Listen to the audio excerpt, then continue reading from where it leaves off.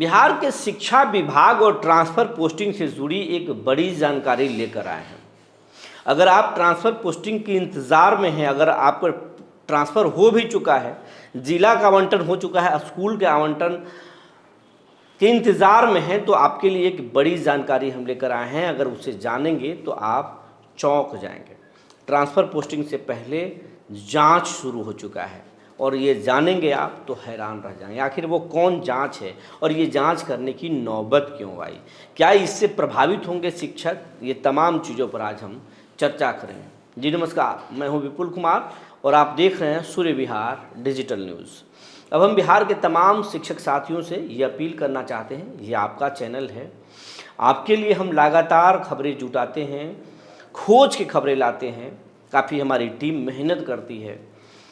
तो आपका भी दायित्व तो बनता है कि इस चैनल को आप जल्द से जल्द लाख के आंकड़ा पार कराएं। 96,000 परिवारों के हम चैनल होने वाले हैं और इसमें सबसे बड़ी संख्या आपकी है। आपके प्यार और आशीर्वाद को हम कभी भूल नहीं सकते हैं, इसीलिए आपसे बहुत ज़्यादा हम उम्मीद करते हैं। आपकी संख्या करीब 6 लाख है, लेकिन ये चैनल अभी लाख का आंकड़ा भी पार नहीं किया है।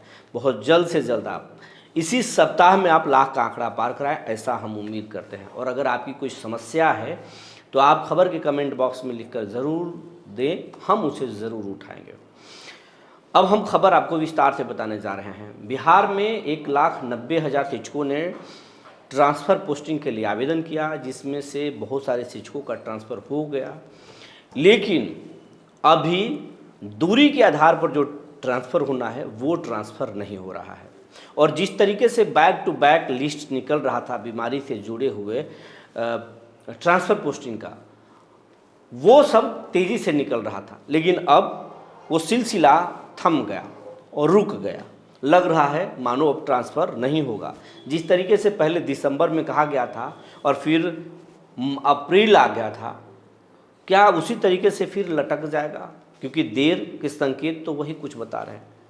तो हमने आज जानकारी जुटाई, क्योंकि ट्रांसफ़र पोस्टिंग पर जब हम भी खबर कर रहे हैं तो कई सारे शिक्षक सवाल कर रहे हैं, कमेंट बॉक्स में लिख रहे हैं कब होगा, दूरी के आधार पर कब होगा, या आपको जानकारी नहीं है, आप ऐसे ही बात कर रहे हैं। ट्रांसफ़र पोस्टिंग पर कोई एक शानदार रिपोर्ट कीजिए जो बता सके कि कब होगा, अगर देरी है तो क्यों देरी है। एक मुकम्मल जानकारी लेकर आइए। महिलाएं ज़्यादा परेशान हैं, दूरी वाले जो जिला के अंदर में हैं वो भी बहुत परेशान हैं। तो इस तरह के कमेंट आ रहे थे, सवाल आ रहे थे। इसके बाद में हमने फैसला किया कि आखिर ये देर क्यों हो रहा है। हालांकि हमारी बात रोज़ाना होती है, रोज़ाना हम अपने सोर्सेस के माध्यम से, निदेशालय में बैठे लोगों के माध्यम से जानकारी जुटाते हैं। जेडीयू के कुछ मंत्रियों से मेरी बात होती है, एमएलसी से मेरी बात होती है, उसके हिसाब से हम आपके लिए खबरें लेकर आते हैं। जानकारी यही हो रही थी कि हर हाल में अप्रैल महीने में ट्रांसफ़र पोस्टिंग हो जाएगा। उसी तरीके से हलचल है विभाग, लेकिन देर क्यों है, इस पर जब हमारा भी दिमाग स्ट्राइक किया तो हमने इस संबंध में मुकम्मल जानकारी जुटाई। और एक के नहीं, हमने एक सोर्स को, दो सोर्स को पूछते थे, लेकिन हमने कई लोगों से क्रॉस चेक किया कि आखिर देर क्यों। ट्रांसफ़र पोस्टिंग तो होगा, लेकिन इस ट्रांसफ़र पोस्टिंग में देर क्यों है?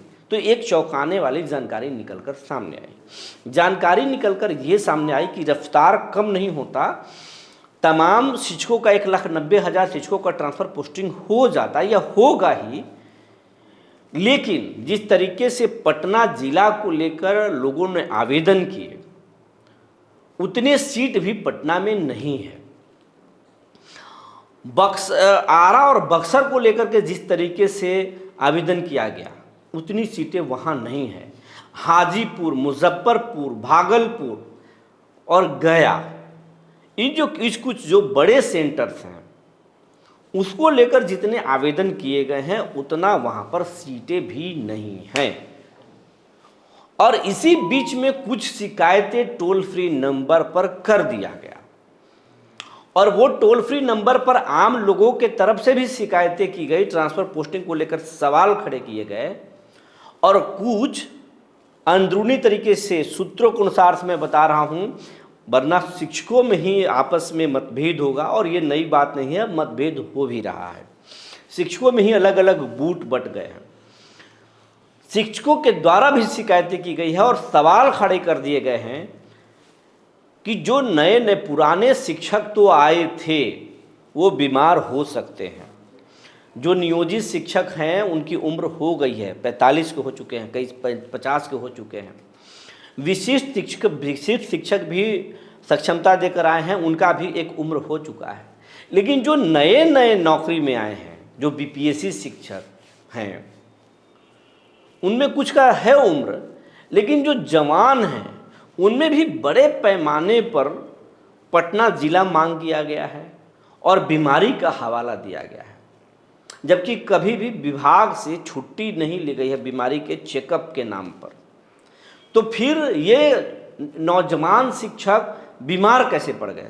परेशानी है, ट्रांसफ़र ज़रूरी है, परेशान है, वो नौकरी की यातना बन चुका है, लेकिन जो हवाला दिया जा रहा है बीमारी का वो गड़बड़ है, कहीं ना कहीं उसमें कोई खेल है। इस तरीके के शिकायतें, हालांकि हम ये सवाल नहीं खड़ा कर रहे हैं, इस तरह की शिकायतें एसीएस के पास पहुंचा है, टोल फ्री नंबर पर शिकायत की गई है और इसी मामले में पटना में 5 सदस्यीय टीम, पहले 3 सदस्यीय, अब एक 5 सदस्यीय टीम गठित किया गया है, जिसमें प्रशासनिक अधिकारियों को शामिल किया गया है। और वो टीम, ये पूरे बिहार भर में जांच नहीं किया जा रहा, अभी किया जाएगा, पहले पटना जिला में ही जांच किया जा रहा है। और वो टीम जांच कर रही है कि जो भी आवेदन आए हैं कि ये फलाना बीमारी है, अमुक बीमारी हुआ है, क्या वो बीमारी है उनको, कभी उन्होंने अपने स्कूल में शिकायत की है, कभी किसी अस्पताल में उन्होंने जांच कराई है, उन डॉक्टरों से भी क्रॉस चेक कराया जा रहा है, सिविल सर्जन ऑफिस से भी जहाँ से सर्टिफिकेट बनाए गए हैं, क्या वहाँ भी कोई खेल है, वहाँ तो सच्चाई पता होगा। तो ये तरह की एक जांच कराई जा रही है। कारण इसके पीछे, जांच बहुत ज़्यादा कराया भी नहीं जाता, कारण इसके पीछे ये है कि जितने आवेदन किए गए हैं उतने वहाँ पर सीट भी नहीं है। शिक्षक और बच्चों के अनुपात का संतुलन गड़बड़ा सकता है, तो इसीलिए स्क्रूटनी किया जा रहा है ताकि शिक्षकों में एक भय पैदा हो और जो आवेदन किए हैं जो गलत होंगे उनका फॉर्म को रद्द किया जाएगा। अगर होगा भी आवेदन ट्रांसफ़र अगर हुआ भी होगा तो वो उनका रद्द किया जाएगा। तो इस तरीके से जांच किया जा रहा है। तो पहले पटना में, उसके बाद में हर जिलों में जांच कराया जाएगा, उसके बाद में ही स्कूल का आवंटन कराया जाएगा। हालांकि जो दूरी के आधार पर जो ट्रांसफ़र है वो बहुत जल्द, इसी महीने, ये भी कहा जा रहा है कि जांच तो शुरू हुई है लेकिन इसी महीने के लास्ट तक ट्रांसफ़र तो हो ही जाएगा। स्कूल आवंटन में देरी हो सकती है। इसको लेकर एसीएस डॉक्टर एस सिद्धार्थ जिलों के डीएम से बात कर चुके हैं, उस पर हर तरह की चर्चाएं हो चुकी है कि स्कूलों के संतुलन कैसे बैठाया जाए, फर्जी तरीके से कोई बीमारी का हवाला ना दे, फर्जी तरीके से कोई दूरी के आधार पर बात ना करे। आप इसको देखेंगे, डीओ और स्थापना डीपीओ पर उन्हें कोई भरोसा नहीं है, डीएम को इसकी बड़ी जिम्मेवारी उन्होंने दी है, लेकिन जो जांच, जो स्वास्थ्य विभाग से जो लोग कारण बताए हैं कि फलाना बीमारी है, ढिमकाना बीमारी है, इसकी जांच एसीएस करा रहे हैं। तो ये जांच चल रहा है। उसके साथ साथ कई तरह के प्रयोग भी, अभी हाल में ही एक कार्यक्रम के दौरान एसीएस ने शिक्षकों को लेकर एक स्पीच भी दिया, जिसमें कहा कि आपका काम जो है आम नौकरी की तरह नहीं है, आप भविष्य निर्माता हैं, आपका एक दिन छुट्टी अगर आप लेते हैं तो बच्चों के भविष्य के साथ खिलवाड़ होता है, वो आपके लिए इंतज़ार करते हैं। ये एक तपस्या है और तपस्या तो नियमित करना पड़ता है। लेकिन उनके इस भाषण से समाज के लोगों को या हमें भी सुनकर बहुत अच्छा लगा। उस वीडियो को हम नहीं दिखाना चाहते हैं ताकि आपका समय ज़ाया होगा, हम बस बात पर आते हैं। एसीएस साहब शिक्षकों को एक उपदेश तो दे दिए, लेकिन सवाल ये भी है, उन्होंने ये भी बात कही कि आप कोई दूसरे नौकरी में नहीं हैं, कोई दफ्तर में नहीं हैं, प्रशासनिक अफसर नहीं है या आप कार्यालय में काम करने वाले नहीं हैं, वो आज संचिका भेजते हैं, 5 दिन बाद भेजते हैं। मतलब उन्होंने अपने ही बातों में संचिका को लेकर जो बातें कही कि एक तरह से लापरवाही होता है। सवाल अब यही उठता है कि तमाम तरह की जो फरमान हैं, तमाम तरह की जो जिम्मेवारियां हैं, क्या वो शिक्षकों के लिए ही है? शिक्षक तपस्या जरूर कर रहे हैं, भविष्य का निर्माण जरूर कर रहे हैं, लेकिन शिक्षकों के समस्याओं को देखने वाले जो आपके सिस्टम के अधिकारी हैं, चाहे वो डीओ हों, डीपीओ हों या बीओ हों, क्या उनकी नैतिक जिम्मेवारी नहीं है कि शिक्षक अगर बच्चों के भविष्य का निर्माण कर रहे हैं तो उनका देख रेख भी वो अच्छे से करें, उनके जो अपने एरियर का भुगतान है वो समय पर हो जाए, उनका वेतन समय पर चला जाए, एमडीएम के पैसे समय पर चले जाएं। शिक्षक अगर कोई आवेदन कर रहे हैं कोई छुट्टी को लेकर तो उनको समय पर दे दिया जाए। तो ये जिम्मेवारी भी तो आपके सिस्टम के लोगों को निभाना चाहिए या सिर्फ शिक्षकों को निभाना चाहिए? ये बड़े सवाल हैं, इस पर ज़रूर एक बार संज्ञान लेना चाहिए, सोचना चाहिए। सिस्टम को पहले ठीक कीजिए, शिक्षक तो ठीक हो ही रहे हैं। 1% जो शिक्षक जिन पर आप सवाल खड़े कर रहे हैं, समय के साथ वो भी ठीक हो जाएंगे, क्योंकि बिहार के लोग अब जागरूक हो रहे हैं और समय समय पर स्कूलों के तस्वीरें जो निकल कर आ रही है उससे भी कई सुधार हो रहे हैं। तो जो जानकारी निकल कर आई थी हमने आपको बता दिया। तब तक के लिए धन्यवाद।